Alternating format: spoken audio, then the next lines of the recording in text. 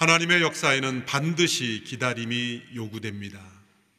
만일 기다림 없이 우리에게 어떤 일이 이루어진다면 사람들은 그것을 자신의 성취라고 착각하기 때문입니다. 이 기다림의 기간은 우리에게 기도의 기간이어야 합니다. 예수님께서 부활 승천하실 때 제자들에게 약속하신 선물을 기다리라고 말씀하셨습니다. 예루살렘을 떠나지 말고 기다리라 말씀하셨습니다.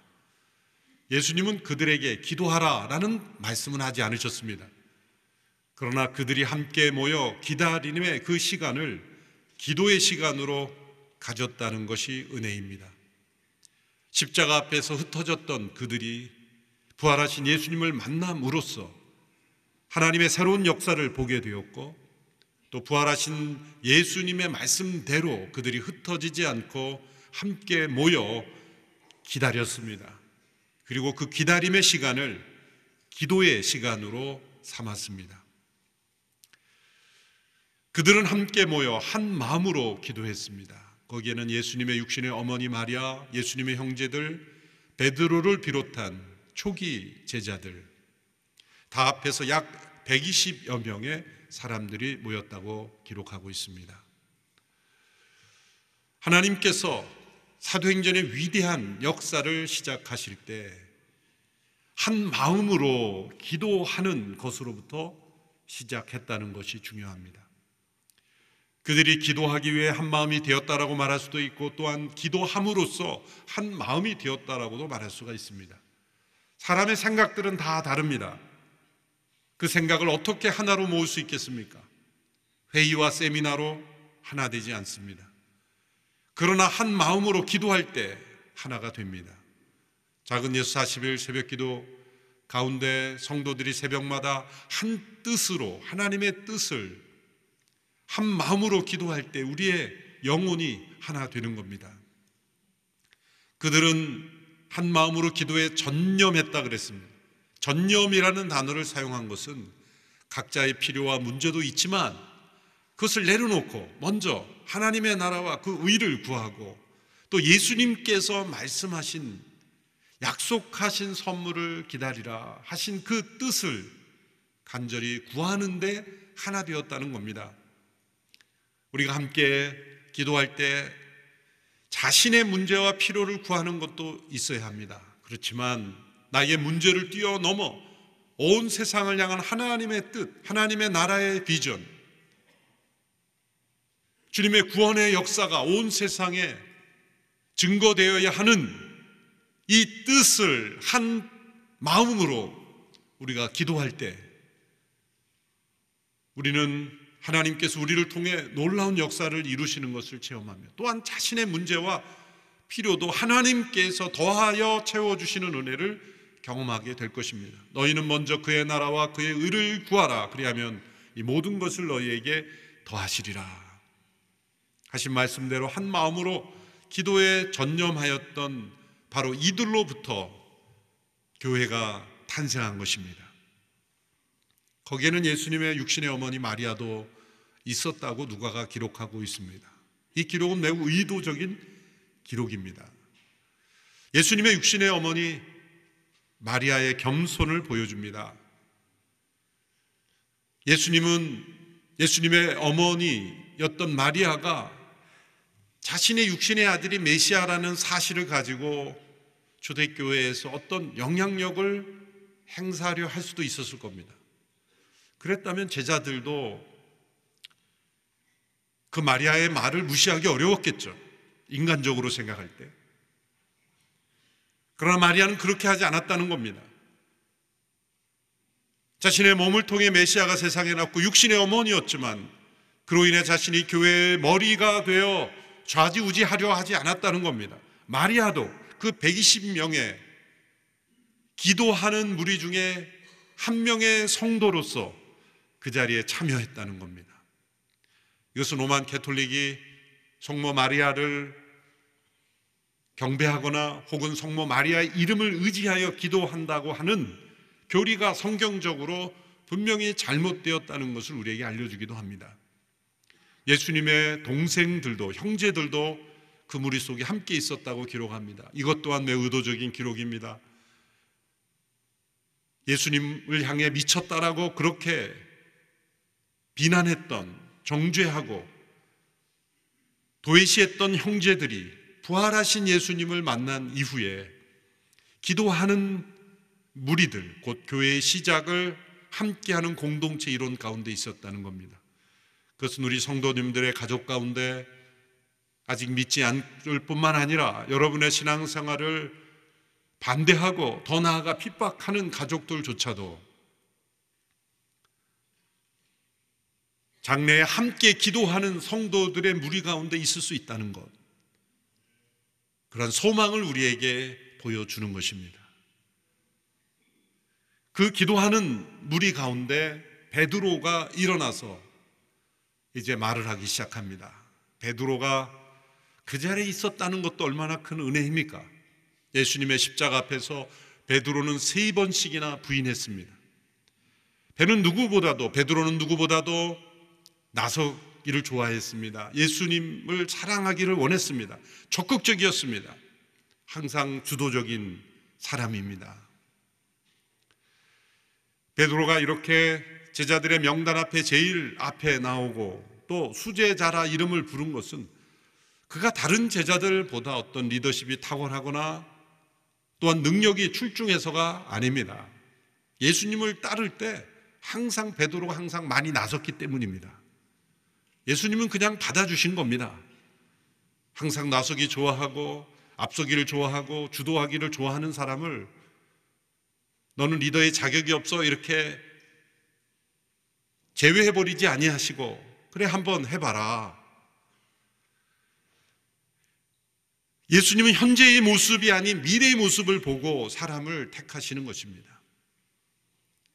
그런데 베드로는 자기의 의로 언제나 나설 때 언제나 그는 실패했죠. 충동적이었죠.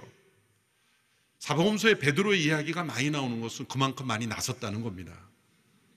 그런데 베드로의 전체 이야기 중에서 믿음의 모범을 보이는 것보다는 실수와 실패가 훨씬 더 많습니다. 그럼에도 불구하고 예수님은 베드로를 포기하지 않으셨습니다. 가장 큰 실패는 십자가 앞에서 예수님을 3번씩이나 부인한 거죠. 제자 전체적으로 가장 큰 실패는 가룟 유다의 실패였지만 가룟 유다 외에 가장 큰 실패는 베드로의 실패입니다. 사복음서 모두에 기록되어 있습니다. 베드로의 실패가 부각되는 것은 예수님께서 이제 제자들이 예수님을 버리고 떠날 것을 암시하는 말씀하셨을 때 무슨 말입니까? 모두가 다 버릴지라도 나는 결코 주님을 버리지 않겠다. 이때 나서지만 않았어도 그 실패가 그렇게 크지 않았을 텐데, 가만히만 있어도 절반은 갔을 텐데 그때 또 나서요. 못 참는 거예요. 다른 사람들은 다 버릴 수 있습니다만 저는 그럴 수 없습니다. 예수님께서 제자들의 발을 씻겨주실 때도 가만히만 있으면 되는데 주여 제 발은 절대로 씻기지 못합니다. 예수님이 이렇게 말씀하죠. 그럼 너가 나와 상관없는데 그러니 목욕시켜 주십시오. 이게 베드로의 모습이에요. 좌충우돌 하는 모습이죠. 이렇게 베드로의 모습은 언제나 이 불완전한 언스테이블한 모습이죠. 베드로의 인격과 리더십이 다른 제자들보다 성숙해서 베드로가 이렇게 수제자로 쓴 것이 아닙니다. 오히려 정반대로 베드로와 같이 이렇게 충동적이고 자기 과시적이고 그렇게 자기를 앞세우고 자기 의에 깊이 빠져있는 사람조차도 부활하신 예수님을 만나고 성령을 받으니 진짜 리더가 되더라. 그럼 교회 안에서 조금 나서는 분이 있으면 그냥 두세요. 언젠가 주님이 다 변화시켜 주십니다. 나는 저 나서는 사람 보기 싫어서 안 나와. 그러지 마세요. 그것도 자기 의예요. 열심히 나서는 사람은 결국 그렇게 주님이 더 좋은 모습으로 사용할 줄 믿고 용납하시면 됩니다. 베드로가 이렇게 주님의 신실한 사도가 된 것을 보면 주님이 부르신 그 어떤 사람도 변화되지 않을 사람은 없다. 자기 의와 자기 과시로 시작한 봉사라도 결국 진실한 주님을 향한 봉사로 변화될 수 있다. 베드로가 이 기도하는 120명의 명단에 이름이 있다는 게 얼마나 놀랍습니까? 베드로는 그냥 도망가고 싶었을 겁니다. 자기 자신이 얼마나 자괴감이 컸겠습니까? 자기가 나선 만큼 자기 자신 안에 절망했지 않겠습니까? 그렇지만 예수님은 그 베드로를 찾아가셔서 다시 부르셔서 그들 가운데 함께 있게 해주셨어요. 인간적으로 생각하면은 다 모여도 좋은데 베드로만 빼라. 그래도 될 만큼 베드로의 배신은 큰 배신 아닙니까? 유다는 죽었으니 할 수 없고 베드로만 빼고 모여라. 인간적인 복수의 마음이죠. 그러나 예수님은 부활하신 이에 개인적으로 베드로를 만나셔서 그로 하여금 이 교회의 탄생의 출발점에서 함께 기도하게 하셨습니다. 근데 그 베드로가 또 일어나서 말합니다. 아마 다른 제자들은 뜨끔했을 거예요. 또 무슨 말을 하려고 나서나. 그런데 과거의 베드로가 아닙니다. 자기 과시하거나 또 자기를 내세우는 발언이 아니라 놀랍게도 지금 상황에서 우리가 가장 먼저 무슨 일을 해야 할지를 정확하게 제시하는 말이었습니다. 그것은 가룟 유다의 죽음의 사건을 다시 상기시킵니다. 어쩌면 제자들에게는 기억하고 싶지 않은 가장 아프고 슬픈 사건이었을 겁니다. 그러나 그것을 잊어버리지 않고 숨겨두지 않고 없는 사건처럼 여기지 않고 그 사건을 들추어내면서 그것이 바로 구약에 예언되었던 사건임을 기록했다는 그 말씀을 끄집어냅니다.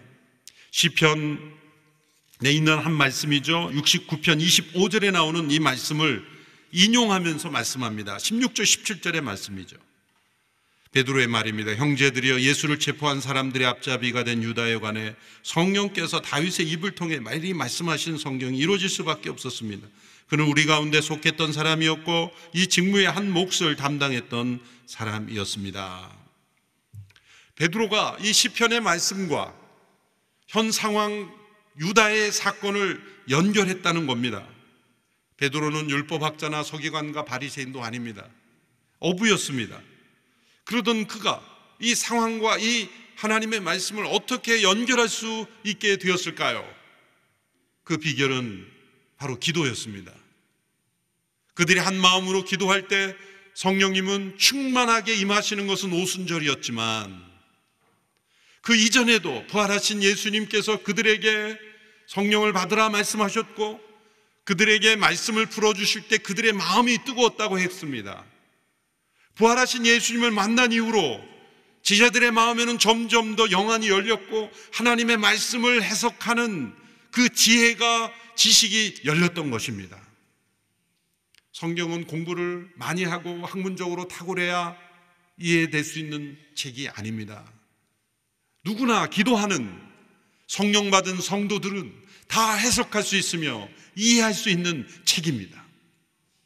베드로가 시편의 말씀을 통해서 유다의 사건이 예언되어 있다. 바로 그것이 성취된 것이다. 예수님에 관한 모든 일들은 예수님으로 인하여 이 땅에서 일어난 모든 일들은 다 하나도 빠짐없이 구약에 예언되었던 사건이라는 것을 설명하는 겁니다.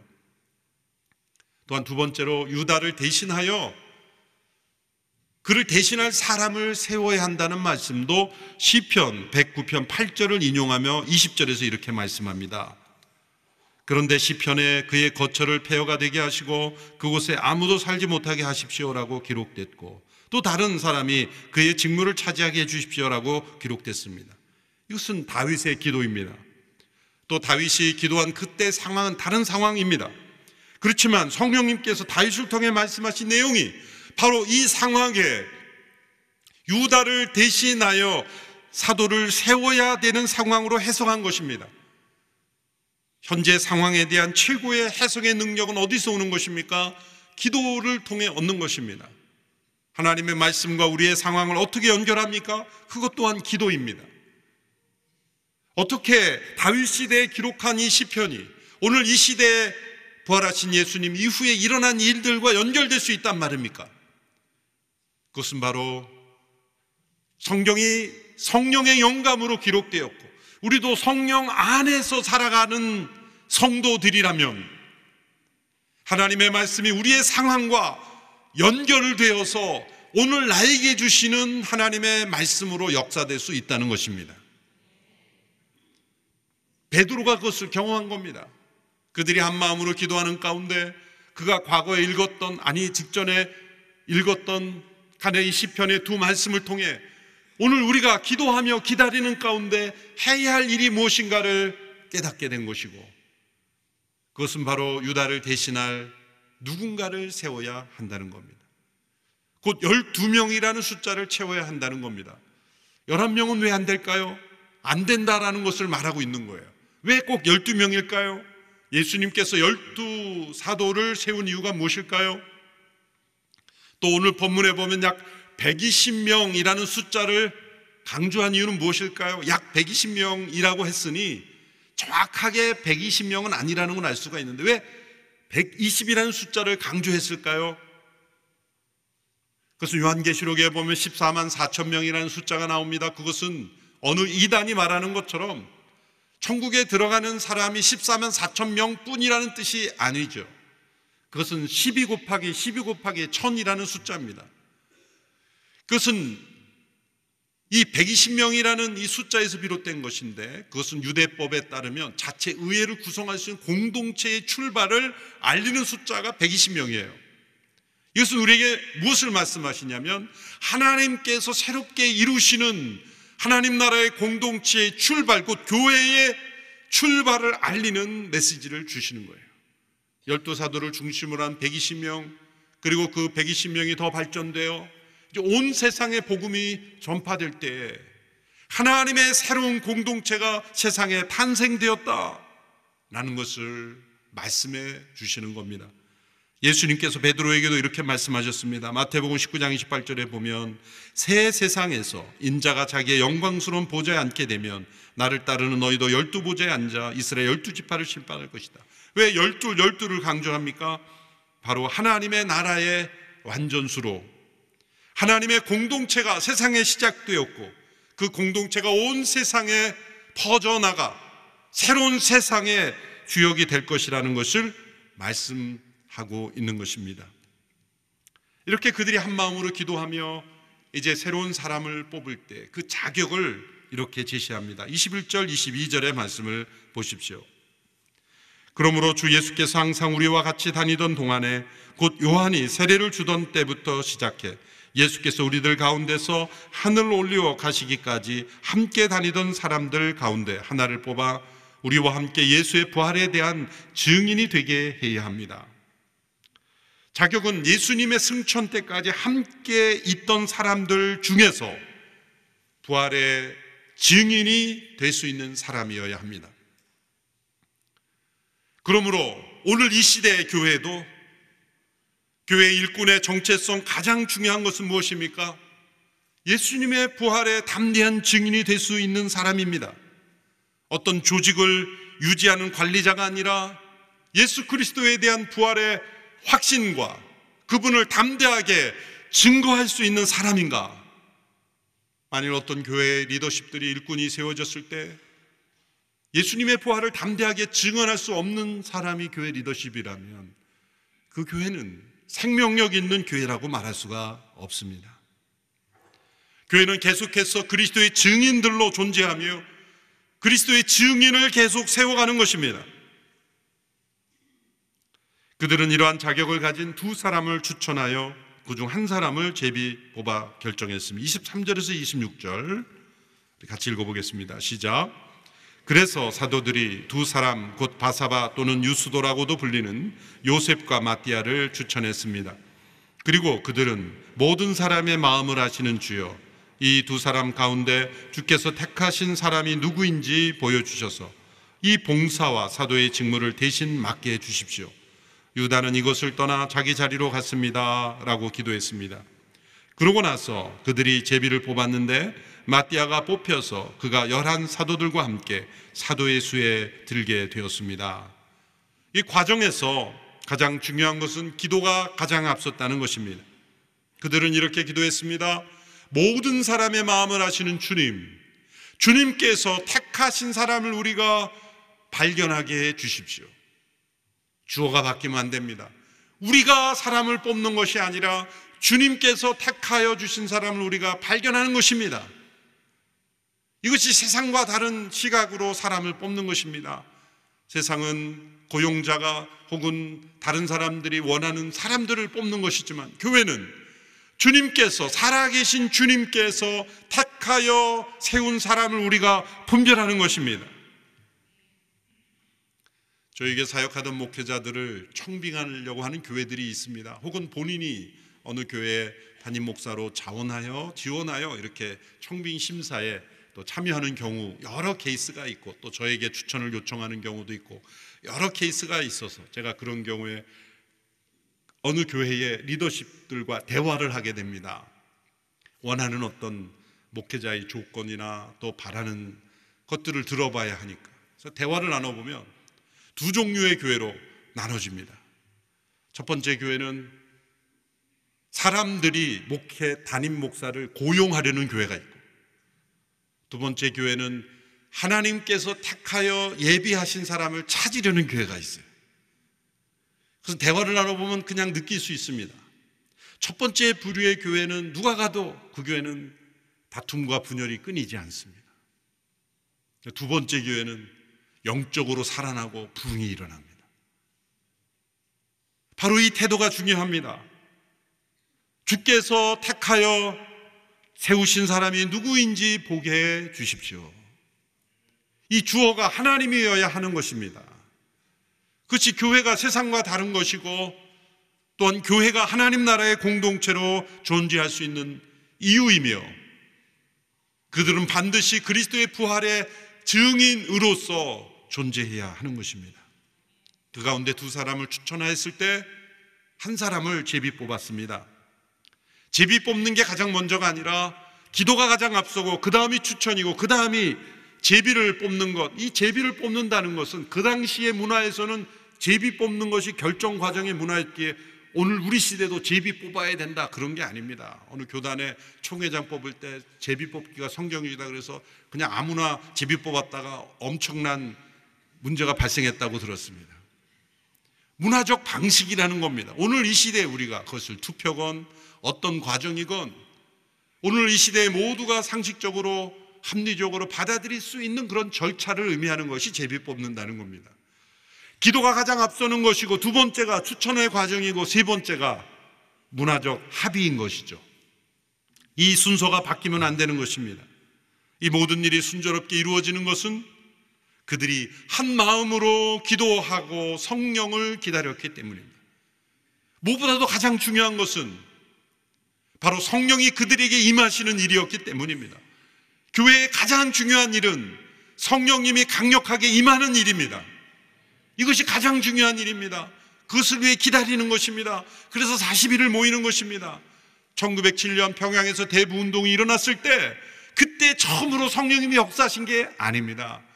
1907년에 성령이 강력하게 참여한 모든 사람을 사로잡았을 이전에 그들은 함께 모여 사경회로 모였고 기도회로 모였고 한 마음으로 기도하며 성령님이 그들에게 임하기를 간절히 기다렸던 기다림의 시간이 있었습니다. 그리고 1907년 대부운동이 일어난 것입니다. 작은 예수 40일이 바로 성령을 기다리는 시간입니다. 또한 40일이 끝난 이후에도 우리가 공동체로 함께 모일 때마다 성령을 기다리는 한 마음의 기도가 있을 때 하나님이 계획하신 어느 때 성령님이 온누리교회를 강력하게 붙잡아 주실 줄로 믿습니다. 교회의 능력은 바로 성령에 달려있기 때문입니다. 성령이 임하시면 우리 모두가 그리스도의 담대한 증인들이 될 것입니다. 2024년도에는 그러한 역사가 온누리교회에 일어나기를 축원합니다. 우리 모두가 다 그리스도의 담대한 증인으로 승리하게 되기를 축원합니다. 기도하겠습니다. 살아계신 하나님, 교회를 세우시고 오늘 우리가 그 교회가 되게 하신 것 감사합니다. 120여 명이 함께 모여 성령을 기다렸던 한 마음의 기도가 오늘 우리 온누리교회에도 동일하게 있음을 감사를 드립니다. 우리의 기도 가운데 임하셔서 상황을 분별하게 하시고 우리가 해야 할 일을 깨닫게 하시고 그리스도의 부활의 증인이 되는 헌신을 가져오게 하시니 감사합니다. 또한 땅끝까지 그리스도의 담대한 증인이 되기 위하여 헌신하는 우리 선교사님들을 지원하고 또한 선교하기 위하여 작정금에 참여하는 은혜를 주신 것을 감사합니다. 이 모든 일에 하나님의 영광 받으시고 우리에게 성령 충만한 사도행전적 성도들이 다 되도록 역사하여 주시옵소서. 예수님의 이름으로 기도합나이다. 아멘.